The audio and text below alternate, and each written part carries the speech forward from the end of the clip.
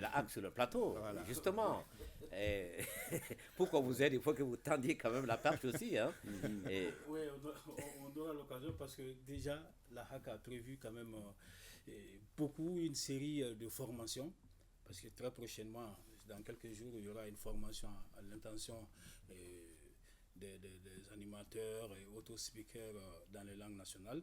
C'est pour, en tout cas, valoriser, faire la promotion de nos langues nationales. C'est ça. Donc la haute autorité de la communication, avec ses partenaires, sont dans ce sens, sont en train de travailler pour valoriser davantage nos langues nationales et faire en sorte que sur les médias, nos langues nationales puissent être les plus entendues possibles. satisfaire.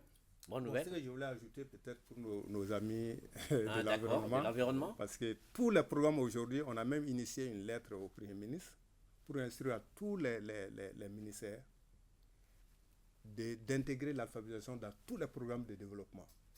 Donc le programme dont on vient de parler là, comme il a dit, vraiment, ça se fait dans la langue locale. Et ce serait mieux si la population vraiment est alphabétisée, ça va un peu faciliter vraiment la plantation, les systèmes de plantation, comment arroser. Si c'est vraiment documenté, si la population qui plante l'arbre sait quand même lire, écrire et calculer, donc ils pourront vraiment bien entretenir. Et même respecter les consignes des professionnels. Et respecter les consignes. Donc c'est pour ça qu'on a demandé vraiment. L'alphabétisation, vraiment, il faut la prendre comme de façon générale.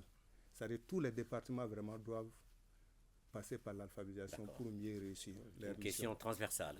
Par rapport Oui. à l'alphabétisation aussi, avant, on savait que c'était après, dans l'après-midi, le soir, la nuit, qu'on disait Soufé Kalan et Bali Kalan. Est-ce qu'il y a un changement par rapport à ces concepts? Bon, l'alphabétisation, c'est flexible. Parce que c'est des adultes. Donc, on ne peut pas les mettre dans un carcan. Donc, l'alphabétisation se fait de façon flexible. C'est-à-dire que c'est les apprenants eux-mêmes qui choisissent les moments propices pour apprendre. Selon les zones, les Voilà, localités, donc il n'y a les pas secteurs. des horaires arrêtés. D'accord. Mais c'est que quand même, on insiste beaucoup sur le respect du volume horaire alloué vraiment à l'alphabétisation. Mais c'est à eux maintenant de répartir ce temps-là en fonction de leurs préoccupations. Alors, cette Donc, question... effectivement, il y a des gens qui peuvent apprendre la nuit, l'après-midi. Bon, voilà. Ça dépend vraiment des apprenants eux-mêmes. Ok. Voilà. Cette question, monsieur Diarra, vous voulez lui poser une question? Bon, lui poser des questions. Mais Oui, donner vous avez 2 minutes pour la question et la réponse. Voilà. On va passer au troisième sujet. Bon, l'alphabétisation, là, nous, on l'a inclus dans nos programmes aussi. Ah, d'accord. Depuis longtemps, d'ailleurs. Parce que quand vous arrivez dans une zone où vous ne parlez pas la langue, vous êtes obligé de vous alphabétiser. Absolument. Tous les agents qui se déplacent d'une région à l'autre chez nous sont alphabétisés. D'accord. Et il y a des programmes qui font ça. D'accord. C'est des sessions intensives de 15 jours à 25 jours D'accord. pour Alors, avoir le minimum pour communiquer dans la zone. vous avez dit que c'est flexible. Voilà. Il y a quand même un contenu. Oui, il y a un qu'il faut contenu. épuiser. Le contenu, comme il faut Et le épuiser. cycle? Les cycles, bon, actuellement, l'alphabétisation se fait en 3 phases. C'est ce qu'on appelle la phase d'initiation, apprendre à lire l'alphabet. Ça prend combien de temps? Ça prend 6 mois. D'accord. 6 mois. Ensuite? Ensuite, il y a la phase de consolidation. Il s'agit d'apprendre à lire, pas seulement maintenant, à lire maintenant des textes. Ah, d'accord. Et nous avons la 3e phase qu'on appelle la post-alphabétisation, dont j'ai parlé tout de suite. Les AGR, les activités génératrices de revenus. Globalement, ça prend combien de temps la formation? Bon, la formation, c'est prévu pour 3 ans, normalement. 3 ans. Voilà. Et qu'est-ce qu'on délivre? Bon, des attestations simples, hein, pas des certificats, mais on atteste quand même que la personne, quand même, c'est ce qu'on appelle les néo-alphabètes. Ok. En une phrase, Oui. est-ce que vous avez évalué l'impact de l'alphabétisation sur le développement même du pays? Vous avez constaté? Oui, mais déjà, Quel est le retour que vous avez?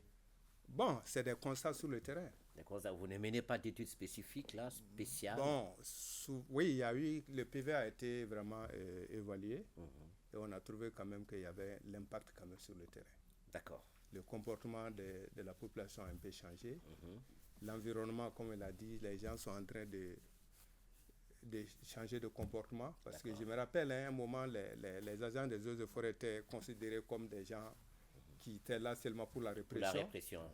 Maintenant, les gens commencent à comprendre l'utilité. Grâce à vous, Voilà. en partie. Voilà. Et peut-être je vais le contacter après. Oui. Nous, on est en train d'initier un programme environnemental. Oui, c'est pour ça aussi que Actu Voilà. Hebdo existe. Hein, c'est On est en train les résultats qu'on on est en train favorise. d'initier Hein. un programme environnemental. D'accord, Et peut-être on va les revenir. il n'y a pas de problème. Voilà, merci bien. Ok, vous avez même un petit coin à la sortie ici pour vous entretenir. Hein. L'ORTEM a tout prévu. Hein. D'accord. Et vous utilisez beaucoup les médicaments traditionnels, vous qui êtes en... Oui. Tout en c'est bien, c'est efficace, non? Oui, c'est vraiment efficace. Hein. Ouais. Oh, les jeunes ont tendance à... Vous les consommez sur quelle base? Sur la base des conseils ou Il y a des des ordonnances conseils. émises par les tradithérapeutes, les guérisseurs? Oui, il y a des guérisseurs qui donnent les doses. Il y a les praticiens qui ont des petites unités. Vous avez l'habitude d'aller les voir, les praticiens? Bon, nous, on les voit chaque fois. Vous les voyez à chaque fois? Et moi, pratiquement, je ne consomme que ça. Ah d'accord. Monsieur Diarra, et vous? Ouais, à ce niveau, nous avons on a un document qu'on a traduit, qu'on appelle l'environnement lettré. Le document d'environnement lettré où il y a certains médicaments quand même. D'accord. La posologie quand même est traduite dans les différentes langues. Et chaque fois qu'il vous est arrivé d'aller voir un tradithérapeute, un guérisseur traditionnel comme on le dit, et c'est par quel truchement? C'est le bouche à oreille?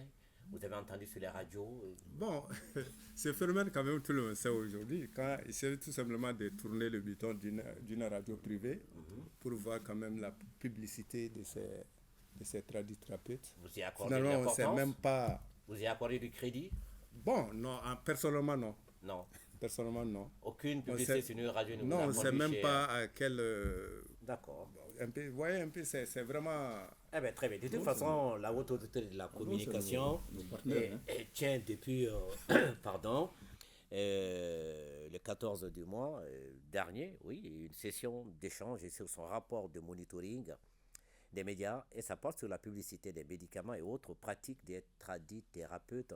Un rapport qui pointe du doigt l'implication de certains médias dans la diffusion de publicités illégales sur les médicaments. Bien que la publicité des médicaments ne soit pas interdite au Mali en tant que telle, elle requiert cependant le respect de certaines conditions, ce qui n'est pas le cas. La HAC décide désormais de faire respecter la loi en matière de publicité des médicaments. Alors, cette décision de la HAC est la bienvenue? Vous pensez que c'est salutaire? C'est une démarche vertueuse? C'est une démarche vertueuse. D'accord. Alors, monsieur Khalifa Nama Traoré, membre du collège de la HAC, vous êtes sur le plateau pour nous donner de plus en plus de détails sur cette décision. D'abord, monitoring. Expliquez aux invités, au public, c'est quoi le monitoring? Oui, et avant d'arriver au monitoring, il faut quand même essayer d'expliquer un peu les missions de la haute autorité Absolument. de la communication. Oui. Parce que, vous le savez, la haute autorité de la communication assume une mission de régulation qui s'étend à tout le secteur de la communication. C'est-à-dire, il y a la radio, la télévision, la presse écrite, la presse en ligne, la publicité. Donc, elle a comme mission première de garantir et de protéger la liberté de l'information et de la communication, Oui. ainsi que celle de garantir et de protéger la liberté de la presse et des moyens de communication de masse. À ce titre, la haute autorité de la communication veille sur tout ce qui se passe sur les médias au Mali. Les médias conventionnés, bien sûr, parce que vous n'êtes pas sans savoir qu'au Mali, quand même, on est à peu près à 500 radios conventionnées, 496 pour être précis. Bon, Mais vous avez quel moyen pour contrôler il y ça? a, des radios étrangères, notamment Oui. la BBC, la Voix de l'Amérique, Medi 1. Ah ouais. Mais le reste, c'est à travers le pays, les radios conventionnées de la haute autorité de la communication. Mais pour le moment, la HAC a un centre de monitoring des médias. Ce centre enregistre nuit et jour tous les programmes des radios. Mais pour le moment, ça se limite aux radios de Bamako et aux télévisions de Bamako. Et c'est ce centre qui a travaillé, qui a enregistré, qui a essayé de, quand même, de faire un travail scientifique du 3 au 9 mars. 19, le centre a choisi 19 médias. D'accord. 19 médias. Un échantillonnage? Oui, un échantillonnage juste, D'accord. non exhaustif, 19 médias, pour voir quelle est la fréquence de la publicité tapageuse et mensongère sur les médicaments. Donc ça a été le travail du centre. Et avant d'arriver à tout cela, depuis quand même un peu longtemps, la haute autorité de la communication a tenu à rencontrer toutes les structures impliquées, par exemple l'ordre des médecins, l'ordre des pharmaciens, l'Institut des médicaments traditionnels, le comité d'éthique, la Direction nationale de la santé, les fêtières des médias, la Fédération nationale des radithérapeutes et herboristes du Mali, les confessions religieuses. On a rencontré toutes ces entités pour parler de cette problématique de la publicité tapageuse sur les médias. Donc on sait que la publicité est encadrée et la haute autorité de la communication fait tout cela en fonction de la loi. C'est-à-dire on reste dans le strict respect de la loi. Ensuite, on a initié des sorties de terrain, aller voir dans les radios, voir leur grille de programme, comme on a quand même les moyens de les écouter, même si on n'est pas là-bas. Donc on a les moyens de les écouter, d'enregistrer. Si quelqu'un dit que moi j'ai pas dit ça, déjà on a l'enregistrement. La preuve est là. Donc la preuve est là. Donc ce qui fait que les sorties sur le terrain, on a vu que certaines grilles ne sont pas respectées dans certaines radios. Il y a certaines radios qui ne font que ça. On dit non.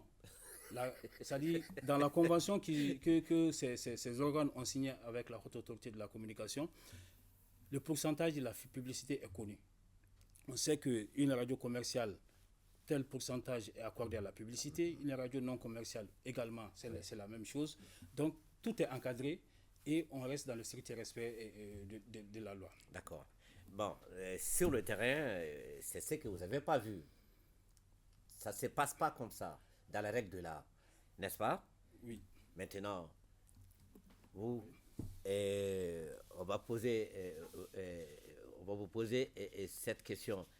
Et les gens qui font la publicité illégale, mensongère sur les médicaments, sur les radios, est-ce que vous êtes convaincu qu'une seule personne peut par exemple soigner 20 maladies, 30 maladies Non, vraiment c'est une très bonne question. Moi je n'écoute même pas ces radios. D'accord. Je n'écoute pas ces radios tapageuses, qui ont des publicités tapageuses. Moi, j'ai des gens que je connais, auxquels je m'adresse. Mais personnellement, moi, je connais les produits, pharmaceutiques et les choses, la tradition. Ok. Vous êtes thérapeute? Vous êtes thérapeute? Bon, en tout cas, moi, vous êtes versé dans la science. Je me soigne. Alors, avant l'explosion des radios comme ça, Oui. on savait que dans les coins des rues, dans les villages, il y avait quand même des vieux qui étaient là, des vieilles qui sont là, même maintenant au marché, qui soignent, mais qui ne font pas de publicité. Oui. Notre problème, c'est sur les médias. D'accord. Et tout le monde sait qu'il y a des gens dans les coins des rues qui soignent bien, les gens vont chez eux sans boucan. Alors, qu'est-ce que les radios vous et ont dit? en plus de ça, souvent, Diombele, permettez-moi, tu as même souvent des réseaux qui sont là, des gens qui appellent pour dire que bon, attends, votre médicament est le meilleur, c'est comme ça, c'est comme ça. Donc tu vas trouver tout un réseau qui est là, qui appelle et le monsieur est là. Alors que vous le savez mieux que moi, que la publicité quand même doit être encadrée. Oui. Pour faire la publicité sur les médias, il faut passer quand même par une agence. Alors, au Mali, est-ce qu'elle est interdite? La loi interdit cela. Je vais vous faire parvenir cette loi. Il y a la loi 017 du 12 juin 2017 qui fixe le régime de la publicité dans son article 28, qui stipule que la publicité des produits pharmaceutiques ou des pharmacopées doit au préalable obtenir un visa délivré par le ministère en charge de la santé. Et s'il s'agit des animaux, le ministère en charge de l'élevage. Alors, les médias qui s'adonnent à cette pratique-là, le savent ou pas? Les médias le savent parce qu'on a distribué ça à toutes les fêtières, aux différentes radios, c'est-à-dire aux médias, pour qu'ils s'imprègnent davantage à ça. Parce que ça fait quand même un peu longtemps qu'on est dans ce processus. Il y a eu un travail d'information, de sensibilisation, d'éducation. Oui, ce travail se poursuit toujours. Et au bout, si les médias n'obtempèrent pas, quand même la haute autorité de la communication peut sévir. D'accord. Et ils ont une période sabbatique, non? Oui, il y a une période jusqu'au 31 décembre. Jusqu'au 31 décembre 2023. Oui, il se trouve que certains médias sont engagés dans le contrat. Ils sont dans un truc contractuel avec certains tradithérapeutes, avec certains charlatans et autres. Donc, partant de ça, on leur donne un délai jusqu'à épuiser ces contrats pour qu'il n'y ait pas quand même d'autres problèmes. Mais à la fin, la haute autorité de communication doit sévir. Par rapport à cette loi, on dit que le visa est également suspendu si la publicité est prouvée mensongère. Ça, c'est la loi qui le dit. Donc, ça veut dire que c'est encadré et les radios doivent se soumettre à cette loi. Et à partir de cette date-là, qui sera sanctionné? La radio ou le guérisseur en question? Non, le guérisseur, lui, on ne peut rien contre lui. D'accord, Nous, c'est l'organe de presse. d'accord. L'organe de presse. Ce qu'on peut faire, on peut retirer l'émission, suspendre l'émission. Si Il persiste, il persiste, on ferme la radio. on ferme la radio. Oui. D'accord. C'est clair. Et ça vous rassure? Bon, ça me rassure, mais moi, Parce que vous savez, c'est que le malade veut entendre, voir quelqu'un qui dit, ben, j'ai le remède à ton mal. c'est ça. Voilà. Non, c'est pourquoi c'est interdit. De toute façon, je crois qu'il y a même certains métiers, certaines activités qui sont à peu près concernées par les mêmes mesures. Hein. Par exemple, on a dit un expert comptable ne fait pas de publicité, un pharmacien ne fait pas de publicité. Voilà, les pharmacies, c'est juste voilà. les enseignes. C'est ça, Les enseignes qui sont là, Voilà. et puis ça y est, C'est les ça. pharmacies. Donc c'est pourquoi je vous ai dit qu'on a déjà discuté avec l'ordre des pharmaciens, avec l'ordre des médecins. D'accord. Donc, même l'Institut des médicaments traditionnels. Donc, il faut nécessairement avoir ces visas. D'accord. Et si ces visas existent, on sait dans quel format on Ouais. peut faire la publicité. D'accord. Mais venir comme ça, de publicité non préparée, le même monsieur vient, c'est lui qui fait la production de sa Ouais. publicité, c'est lui qui fait la propagande, tout. Alors que vous le savez quand même, vous êtes dans la publicité également, Oui. comment ça se façonne. Non, si, je ne suis pas dans la publicité. C'est vrai qu'on a fait un petit tour au marketing. D'accord. Voilà. Et décision vertueuse, hein, Oui. qui rassure les uns et les autres. Oui. Ok. Et maintenant, Oui, Oui, seulement que peut-être, est-ce que les associations des tradithérapeutes qui ont vraiment des agréments ont été associés à...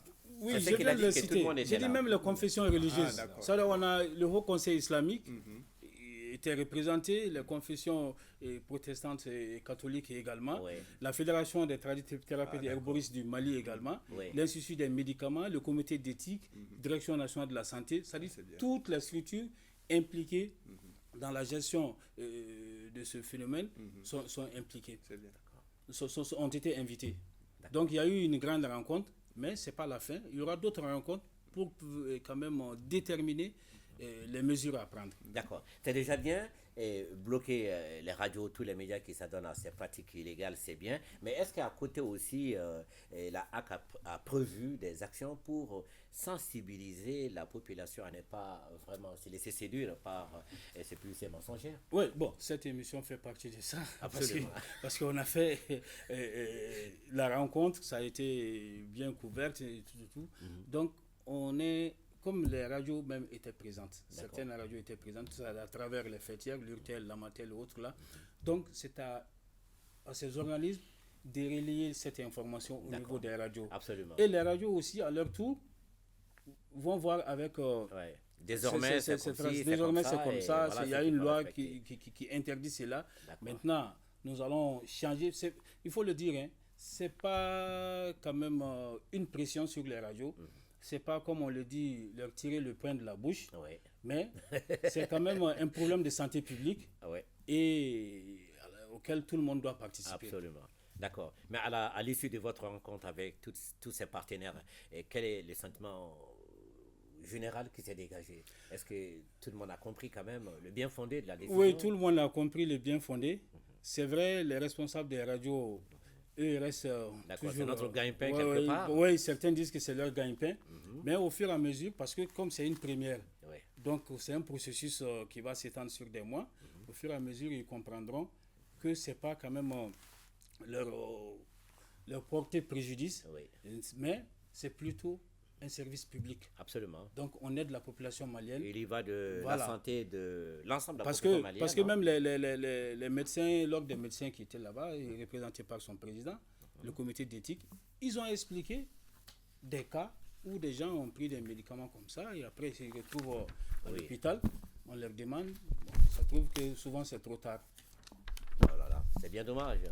Et quand on prend un mauvais médicament, dans le meilleur des cas, ça n'a pas de réaction. Sinon, ça joue sur la santé. L'accent sur la sensibilisation. La sensibilisation, Ok. la sensibilisation, la formation, et comme on l'a dit, quand même il y a des séances de formation, renforcement des capacités des différents acteurs, parce que la Haute Autorité de la Communication a initié et des formations, des renforcements des capacités pour toutes les couches du pays, parce qu'on a fait avec les femmes, on a fait avec les jeunes, et maintenant, bientôt, ce sera avec les personnes vivant avec un handicap. D'accord. Alors, merci à vous, colonel-major Séni Traoré, chef de division chargé du reboisement à la Direction générale des eaux et forêts. Bonne suite de campagne. Elle se poursuit jusqu'à quand? Bon, jusqu'à la fin des Jusqu'à la fin de pluies. l'hivernage, Sinon, d'accord. la campagne, c'est toute l'année. Hein. Ok. Si vous voulez planter un arbre chez vous, là, vous pouvez planter à tout moment, à D'accord. condition que vous ayez les moyens de l'entretenir. Ok, très bien. Monsieur Diakari Adjara, directeur national adjoint de l'éducation non formelle et de langue nationale, INCHE. Manche. En second, Seulement, je peux voilà. dire Brepo. Voilà, donc on invite tout le monde à une conférence Quand ça? le mardi. Mardi. Où? Ouais, toujours autour de l'alphabétisation. Où? À la Direction nationale de l'éducation non formelle. Quelle heure? À 9h. C'est à l'intention de qui? Tout le monde? Tout le monde. Khalifa peut venir? Kalfa il peut venir. Colonel peut venir? Il peut venir. Diomblé peut venir? Oui. L'équipe de production peut venir? Très bien. Et la Merci. clôture des activités, c'est à Yelekebugu, Il est que vous? ouais, C'est où? le vendredi Il est que vous, à c'est où? Kati. À Kati. Oui, sur Ok. la route de Kolokani. Ah, d'accord. Ça a combien de kilomètres? C'est à une quarantaine de 40 de kilomètres. kilomètres. Ce n'est pas de la mer à boire. On va venir, Inch'Allah. D'accord. Merci à vous, Khalifa Nama Traoré, membre du collège de la HAC. Je vais quand même exprimer la compassion et la solidarité de la haute autorité de la communication aux familles des victimes de la barbarie humaine. Absolument. Et nos condoléances attristées aux familles des victimes, et nous souhaitons prompt rétablissement aux blessés. Merci beaucoup. Merci pour tout le monde. Absolument. Celle de Khalifa, Oui, ouais. vraiment pour prier pour le repos de ces vaillants peuples tombés sur Merci vraiment- pour le Mali. Merci. Ensemble, on va gagner, Inch'Allah. Et tout à l'heure, le journal de 13h, présentation Abdoulaye Sako. Prochain rendez-vous avec Actu Hebdo, Inch'Allah. C'est le dimanche prochain, le canal 12-13. Excellent après-midi dominical de télévision sur l'ORTM.